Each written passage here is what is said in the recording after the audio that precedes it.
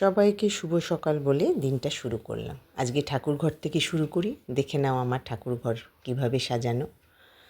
চলো এবার চায়ের দিকে যাব। আগে ফুলটা তুলে রেডি করে নিই। আজকে মনে হয় দেখি গিয়ে শাশুড়িই ফুল তুলেছে। বাইরেটা দেখো কি রোদ উঠেছে। এখন কিন্তু বেশি বাজে না, 8টা বাজতে 10। একদম কড়া রোদ উঠেছে। হ্যাঁ, এই যে ফুল তোলা হয়ে গেছে। এবার চাটা খাবো। তোমাদেরও নিশ্চয়ই এখন চায়েরই টাইম, বা কারোর চা খাওয়া হয়েও গেছে। এই যে চা রেডি হচ্ছে, আর ওদিকে ফল মিস্টার সরকার রেডি করছে। আমরা না চা বিস্কুট আর মুড়ি দিয়ে খাই, জানো তো। চলো চাটা বাড়ি, বেড়ে চাটা খাই। আজকে হনুমান জয়ন্তী।